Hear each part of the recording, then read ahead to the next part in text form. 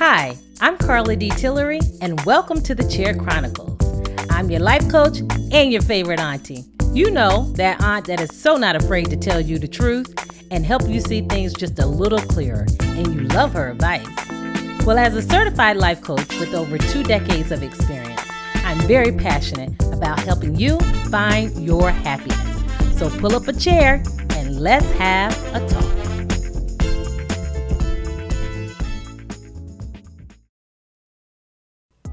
Thank you for joining another episode of the Chair Chronicles with your favorite auntie and life coach.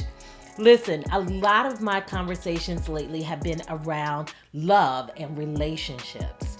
And I posted a quote earlier on my social media accounts, and the quote was, "Love isn't complicated, but people are." Love isn't complicated, but people are. What do you think? Is love complicated or is love simple? And I'm sure if you ask like a lot of different people, you're going to get a lot of different responses. I think even defining what love is very difficult. Because a lot of times when you ask someone like what is love to you or what does it mean to you, you think about certain relationships. So if you're in a relationship and you're married, you might be thinking about your partner and how love is expressed there. If you're single, you might automatically think about your love of your friends or your parent-child, relationship, and think about love in that interaction. Or maybe if you have a child, then you're thinking about your love to your child. So love can be expressed in so many different ways when you ask different people, because I think the general concept sometimes is very difficult for us to manage. I think it's challenging for us to really understand what love is. Because when you look at, the news, when you look at like pop news, per se, and think about like the stars and hearing about this one is together, this breakup, you're hearing about the divorce rate, hearing about all of these different things. I think a lot of us are trying to figure out and grasp what is love and how do we define it, because it seems to show up so differently. And in relationships, particularly like couples, when is someone gonna say the three words, right? I love you. And do you feel compelled to say it back because someone said it to you? Do you remember the first time somebody said that they love you? Was it your parents? Was it a family friend? Was it your partner? Because there are some children that grow up never hearing those words, I love you. Maybe it was a teacher. Maybe it was a mentor. Maybe it was someone else that you were close to that demonstrated love to you and actually said the words to you. So take a minute. When was the first time someone said that I love you? And who was it? And how did it make you feel? I can recall my parents, growing up in a home with my parents and my sister. I definitely knew what love, how it was shown to me. I think I interpreted that as love by the way my parents treated me and my sister. So we grew up in a family where we did things together. The expressions of love between a man and a woman, I saw between my mom and dad. So I definitely remember those early images of what love, how love was expressed, and taking that on as understanding that that is what love is. So it's interesting because you can grow up with a certain experience, and then when you start to kind of have a connection with someone, you start to develop your own sort of like guidelines and principles about what love is based on how you want to experience it. So love really is simple. And I believe that people can complicate love. When you think about love in its truest form, in its true pure state, love simply is just an affection and a care for someone or something without any insecurity. Like there's no doubt, there's no gaps, there's no room for space between your affection and care for that person or for that thing. Now, others can define love as like this deep connection, deep commitment, or sometimes people interpret love as a very strong, constant affection. What's your definition of love? And do you think love is complicated? Or do you think love is simple?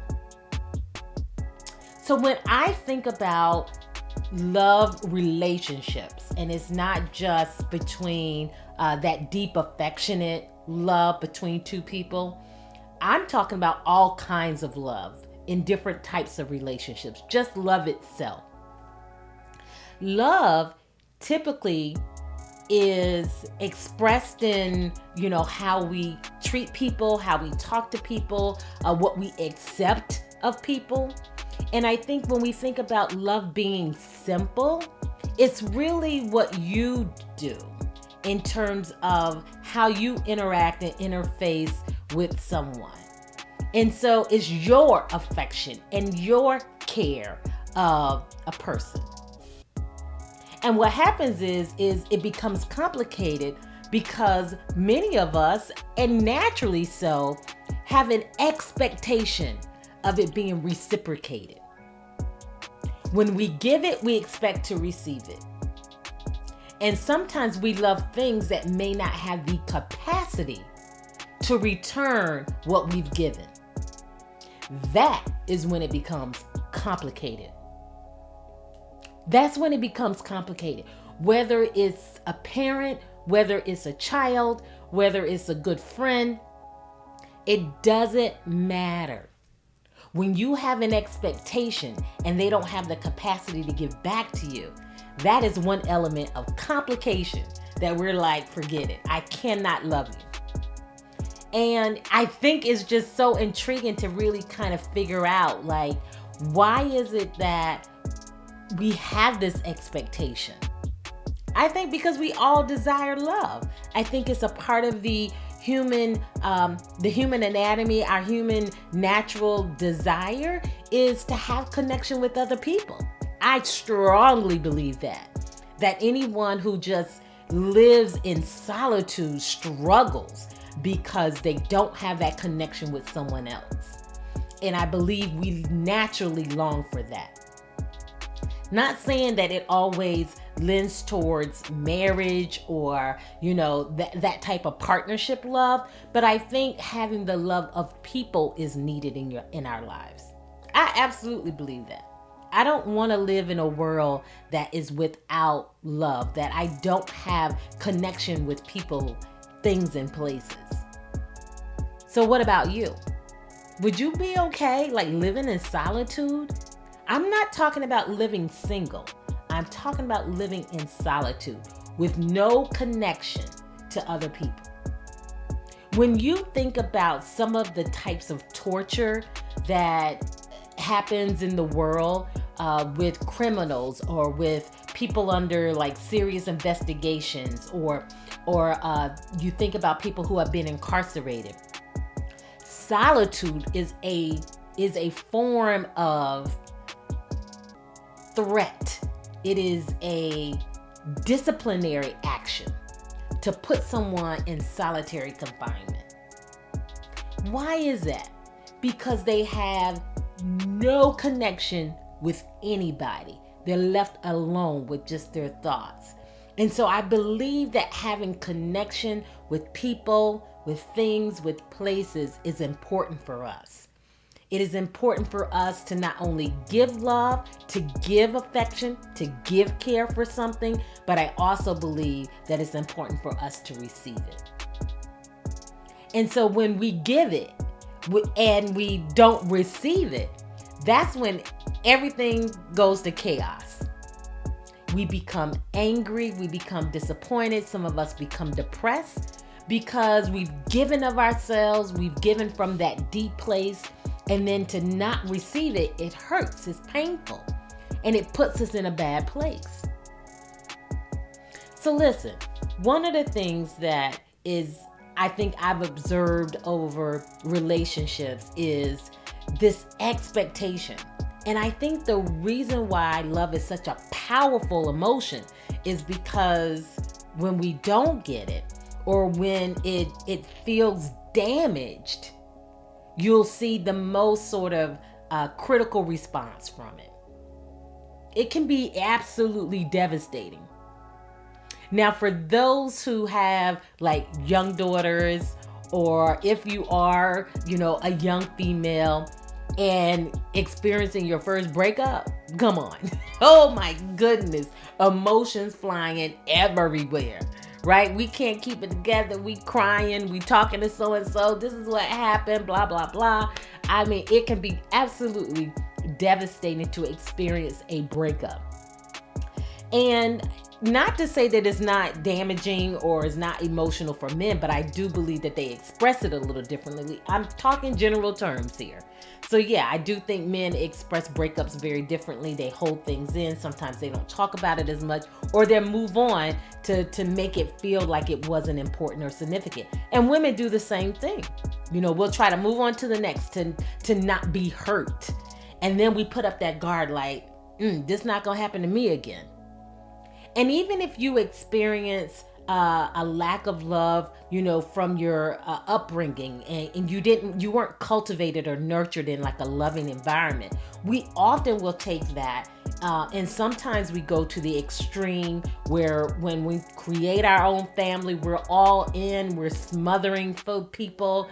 And then there's other times where you get the exact opposite. It gets duplicated in your future relationships, where you withdraw because you don't want anyone to get that close to you. And so love can cause all of these different types of reactions and emotions and experiences. And it's not so much the pure act of love. It simply is the receiver and the giver. We're the ones that make things complicated. Because a lot of times we have this expectation that oftentimes goes unfulfilled. Have you had an expectation that was not met, that went unfulfilled, and you thought you were giving of yourself from a very pure state and from a pure place, and then not have your expectation met? How did it make you feel? Love is simple, but people, us, we are complicated, because one day we can feel like this and the next day we feel like something else and have a totally different need, or we're responding to something different and change the whole game. We can change up like that. Oh my goodness. So I believe love is simple, but I do believe we can really complicate things. So a lot of times we talk about love and we think about like this give and take, right? I talked a little bit about that just a few minutes ago, this give and take. We give it and we actually expect it the same way we give it, which I think sometimes is so dangerous. I find myself constantly trying to say, listen, this is how I like to give it, this is how I like to receive it, but this might not be how this other person wants to receive my love. And I have to think about the recipient, whether it's my parents, my sibling, my sister, or whether it's my children, or whether it's people that I care about, my girlfriends, or people that I hang out with. I've got to understand, how do they receive it? And that's one of the biggest life lessons that I've had, is understanding that the way I receive it is not the way someone else may want to receive it. That's huge for me, because I think that if we all recognize the person we want to receive it and how they want to receive it, it'll challenge us to really think about what their needs are as opposed to what our needs are. And so it starts to allow the expectation to be met. I mean, really. If you know I like red roses, send me red roses. Why are you sending me a white carnation? I should be grateful. Yeah, I'll be grateful. But I think sometimes too, if you want someone to really know, it's about learning them. It's about really learning them. And so if we could do that, wow, I think the expression of love would be even that more powerful and that more intense. And so it's this expectation, this give and take, and recognizing that how we give it may not be how someone wants to receive it. Sometimes it's just in the little things. I do have people in my life that really pay attention to the little things, and I struggle with that. I struggle to try to remember like the little specific things that they like and try to hone in on that, because sometimes I'm so big picture, it's just like, okay, if I do this, that'll make them feel really good. And I think it does. But I think sometimes when we go that extra, listening to the details, listening to what they like, listening to the specificity of something that they wanted. Oh my God, people just light up and they get excited because it was like, you heard me, you saw me. And I think at the end of the day, we all want to be seen, we all want to be heard, and we all want to be loved. We all want to be loved. Oh my goodness. Love. It is a beautiful art form. It is a beautiful emotion. And if we could all just learn how to give it and receive it, I think this world would be in a such better place. I think the expression of love really has the power. It really has the substance. It really has that ability to really kind of create this form of happiness, a pure happiness that I think oftentimes so many people die without experiencing it. And that's very sad, to live without having been loved or felt that you were loved from people around you, from people that you had the expectation. Remember? Having that expectation. Because I think sometimes we find ourselves in situations where people don't have the capacity. They don't have the capacity to love us in a way that we desire it. So again, it's not love itself, but it's the people. Having the ability to see you, to hear you, and to give love in a way that you receive it. Your language of reception of love. Yeah. Love will require sacrifices. Love sometimes can cause sadness, disappointment, some pain. And I think when you have those mixed emotions or an unbalanced sort of mix of pain, disappointment, then it throws things off. And that's when complication comes. When there's no compromise, when there's no commitment, when there's no understanding of your perspective. That's when things get chaotic. Because a lot of times we can still feel a connection, but then it gets dampened by the fact that you didn't understand my perspective, that you didn't compromise, that there was no sacrifice for me. And so then we take all of that and then we say, okay, now you don't love me because you didn't. Or you didn't show up this way where I wanted you to show up. So does that mean that that person didn't love you or didn't have that deep affection for you?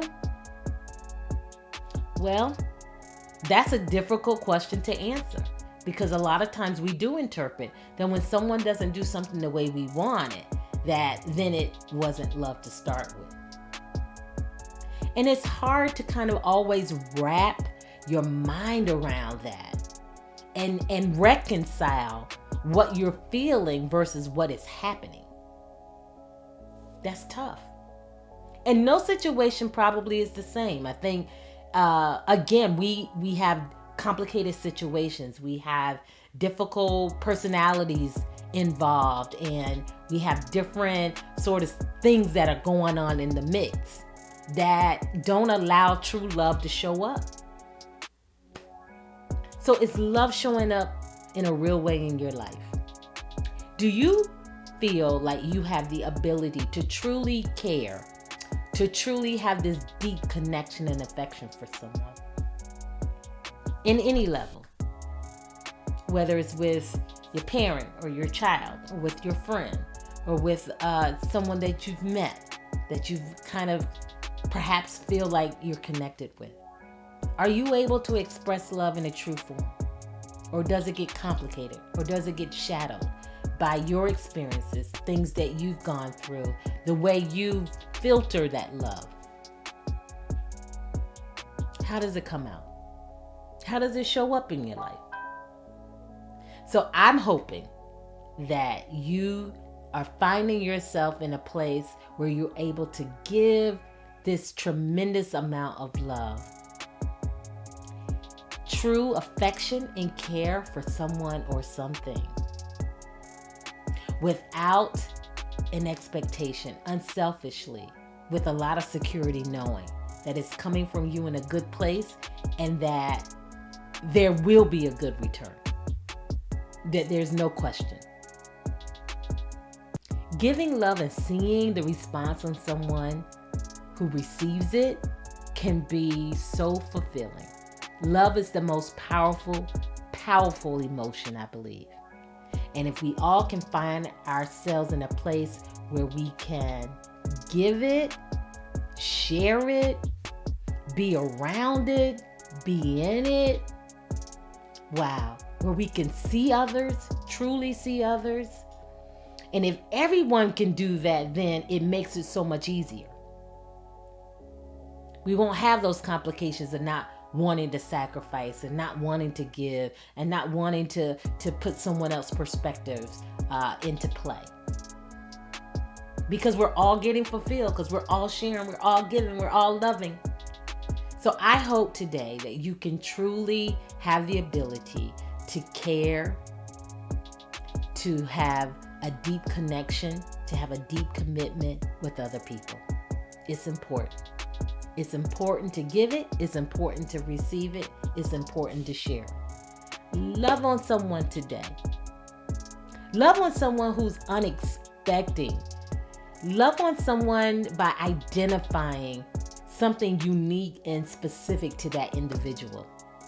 And watch your life light up just because you've seen someone else's life light up. Share some love today. Love is simple. Love is not complicated.